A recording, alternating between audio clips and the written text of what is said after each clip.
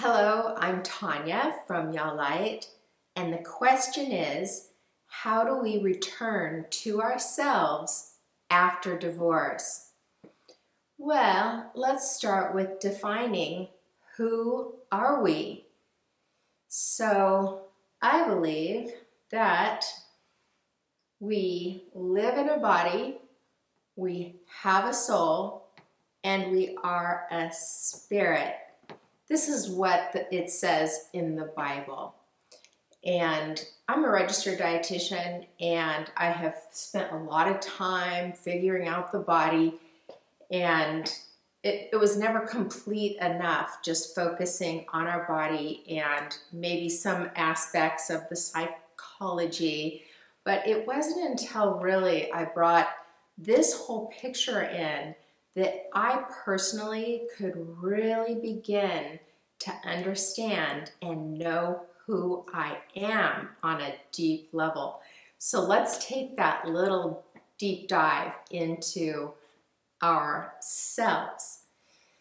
So we are our body. We know our body. Everybody knows our body, their body. At this point, the world has explored a lot about the body. Science has explored all about the body. Let's go over and talk about the soul. This is not something that's discussed all that often because on the outskirts it looks confusing, but I'm basing, again, my understanding about the soul is primarily from the Bible because science doesn't have very much written or research on the soul. So in the Bible, it says that our soul includes our minds, our emotions, and our will, also known as our free will. Our mind has our thoughts in it, our emotions, of course, all of our feelings, and our will is our desires, our wants, our not wants, our needs, so our actions. So the soul has a lot going on all the time, as you can just imagine. And often we can get stuck here in the soul. I call it being stuck in the soul cycle, where we're just thinking, feeling, and acting out. Thinking, feeling, and acting out. Or our thoughts almost always will lead to a feeling, and our feelings sometimes can lead to an action. And it goes kind of around in a circle. Our actions can lead to a feeling, and a feeling can lead to an action, a thought can lead to an action. So this is the soul. And the more you explore the reality of these parts, these are parts of us. Our body is a part. Our soul is another part. And then there's our spirit. So when we are born, we're born with a human spirit. What I said at the beginning is we live in a body, we have a soul, but we are a spirit. We have a spirit inside of us that's giving us life. And the spirit is, think of the spirit like a lamp. It's light. Everyone's born with, some people call it a divine spark. Everyone's born with a spirit deep inside of us. And this spirit, the capability that the spirit gives us that's useful is it's a light. It can shine its light on our soul so that we can see things can be revealed to us. Our thoughts, we can analyze our thoughts and decipher which thoughts are true and which thoughts aren't. And the spirit can shine light on what we're feeling. And that's actually really important. And the spirit also helps us to be able to not get caught in this cycle where we're thinking, feeling, acting, but the Spirit can help us to just observe our soul and witness our soul. So we're witnessing our thoughts, not necessarily needing to have an action. We're witnessing our feelings, again, not necessarily having to do anything about them. But biblically, we are told that the soul yearns for the Spirit. So when we have that connection going on inside of us, when our spirit is seeing our soul, and this is where we have all these feelings from divorce, all of these painful feelings, when we have the Spirit shining its light, observing our soul, and listening to the messages the soul is trying to tell us, this feels really good to ourselves. So the soul, actually, our soul is to help us live. It's there to keep us safe, and it's there to move us forward. So what we need to realize is, even though we might have pain in our soul after divorce, it's important not to reject that part of us. So we can get caught in actually rejecting and abandoning parts of ourselves after divorce. Like, I don't want to have that feeling. I don't want to have that thought. I don't want to have these messages coming to me from the soul. Well, that's completely understandable, and part of getting to know ourselves is acceptance, just acknowledging that part. Like, that's a painful part, and it's where we do grow, though. It's when we're using the spirit, soul, and body all together. This is where healing can take place. So I always encourage, when you're getting to know yourself, spend some time in stillness.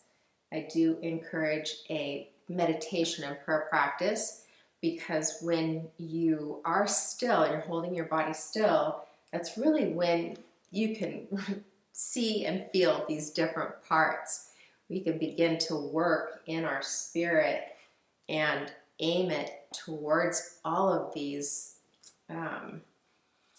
heightened activities that happen in our soul. And all of this is taking place, it says biblically, it's all happening in our heart, which is more of a field. So when we sit still and we go inside, we can start to really do this thing where we're getting to know our inner self.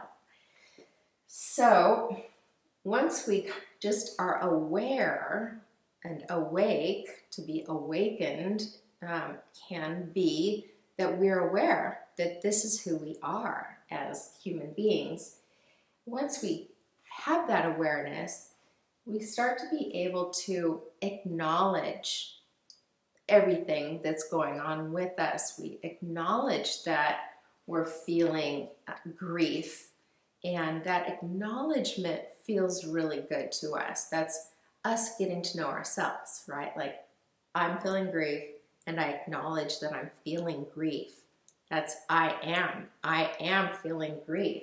That's myself. I am feeling grief. I am feeling depressed. I am feeling anxious. And we just begin to acknowledge. We don't need to respond or react. Just accept and acknowledge that this is what our soul is feeling.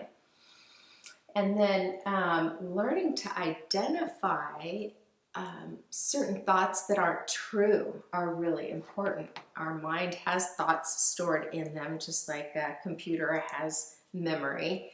And some memories are good, some memories are bad, but they're all stored in there. I shouldn't say good and bad. I would say beneficial and not beneficial. So we learn to identify some thoughts that, hey, we can let go of that, and the spirit will help us to let go of that.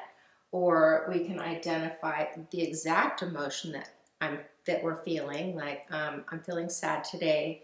Tomorrow I might be feeling angry. So we begin to be able to identify who we are all the time. I think right now the term for that is called mindfulness. So we're becoming mindful of who we are. And then we start to learn how to tolerate who we are. We can tolerate, I am feeling sad. No need to do anything about it. Just, I'm going to sit here and tolerate this sad feeling. And we realize that our feelings aren't that we can tolerate it. We can tolerate it. We can persevere.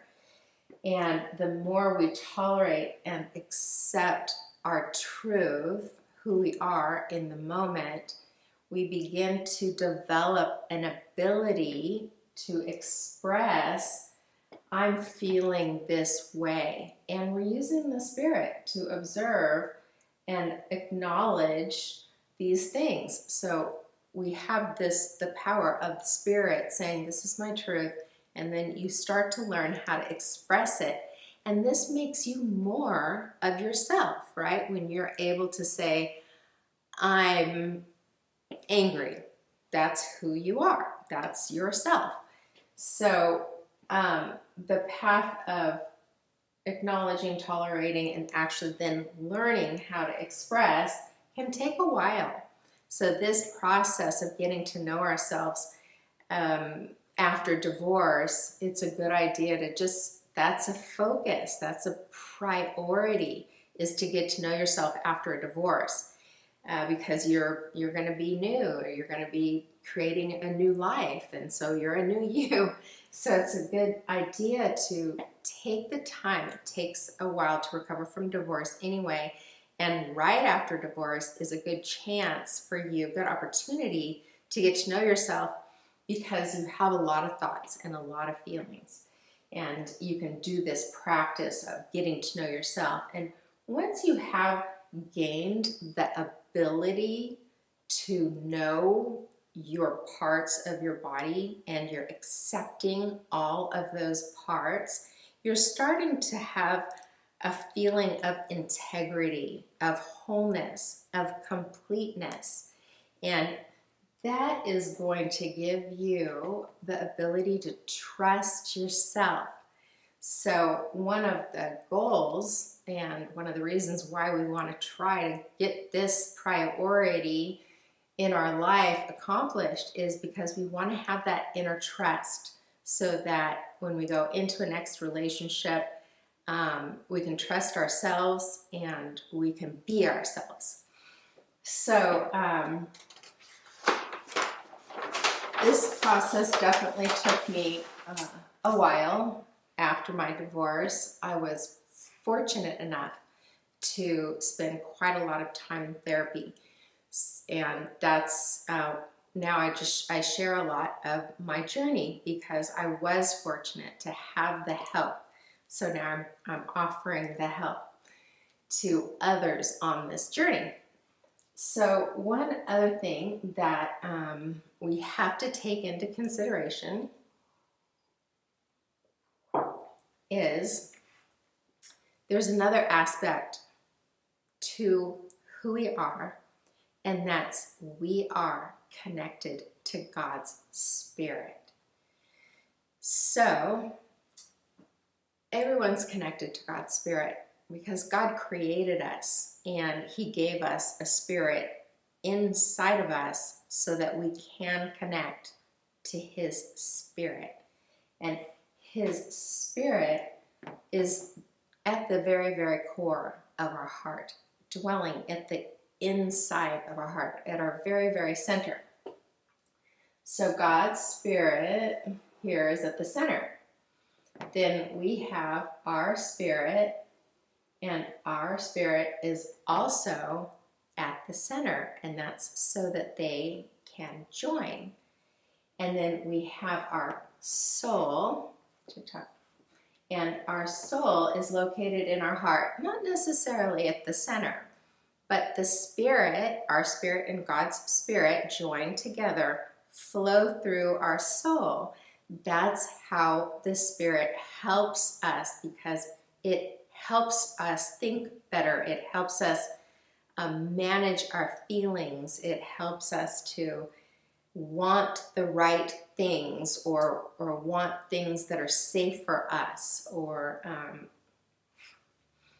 basically God's Spirit is quite a big help. Now let's talk about why we need this help. One of the reasons is because our soul is unstable. All of those things that I mentioned, thinking, feeling, and wanting or desiring, those are changing all the time, right? We have like 10,000 thoughts per minute. Our feelings can change from sadness to happiness to grief to anger, all in one day. And so the soul it's fairly unstable, and God's Spirit is very, very stable. So having that stability in our life and being conscious of it is a very good thing. Our soul is also known, just by the way, as our ego. That would be, psychology would call it the ego. Biblically, it's called the soul. And it's kind of weak. It doesn't have a lot of power, but it's informative. It informs us of who we are. So, and it is our personality. It's our soul is our identity. So anyway, we want to love our soul, but we need to realize it's unstable. So we connect it to God's Spirit, and I want to talk about Christ. So Christ, when we ask Christ to come into our lives, this is a gift from God. He says, ask Christ to come into your heart. And when you do that, your heart becomes stronger. So you're basically asking God's Spirit to come live in your heart. And at that point, the connection, our spirit to God's Spirit, becomes really strong, and then it starts to grow. So biblically, we're promised that our heart grows and it gets bigger. We get a new heart and we become a completely new creation, where all of the virtues and the abilities of God and Christ are now living inside of us. And there's so many of these virtues that we have in our spirit, but they're just not as ignited by the light of God's Spirit, Christ.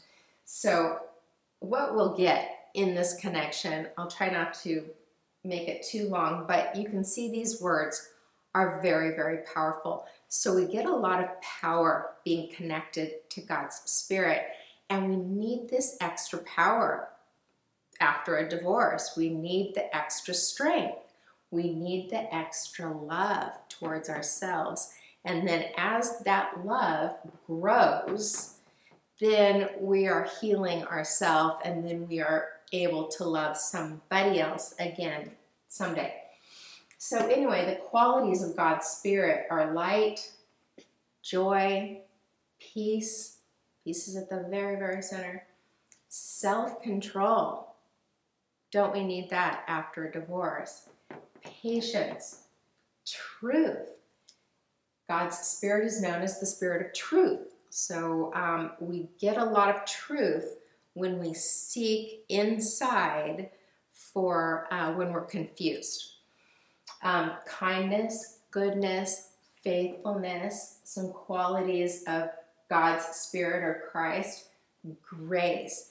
Grace is like your life becomes easier, and don't we want that after a divorce? So grace, forgiveness. Since Christ forgave us, we learn how to forgive other people, and then this forgiveness is quite healing.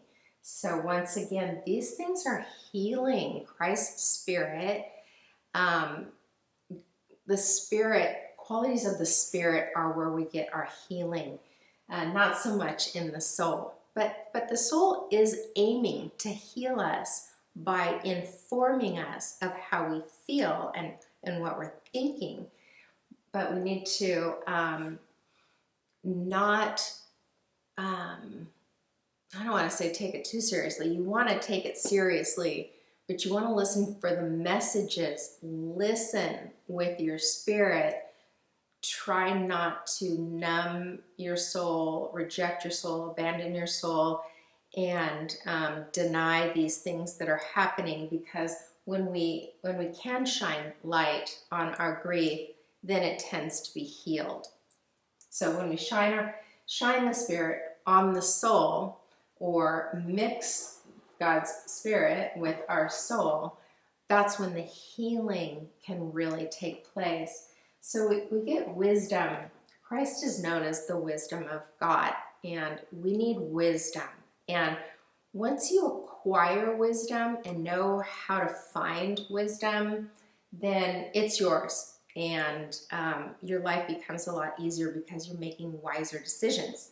So righteousness, we get the ability to just kind of move through life without making a lot of mistakes. And we want to be able to do that. Strength, hope, and ultimately power. So I didn't mean to go through those so fast. Hope, we get hope.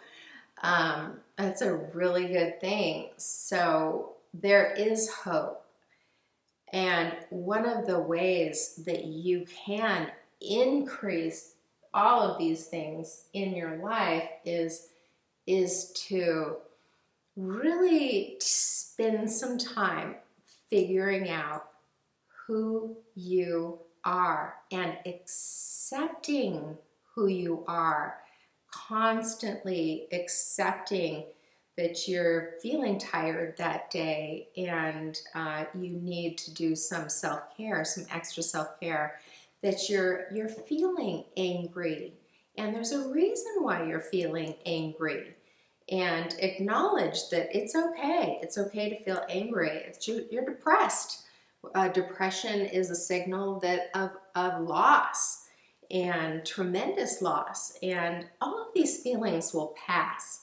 That's the thing you do need to know about the soul that can be kind of hard to be with our soul sometimes, is we think these things are so painful that they'll never go away. Well, just like I said, depression will go away.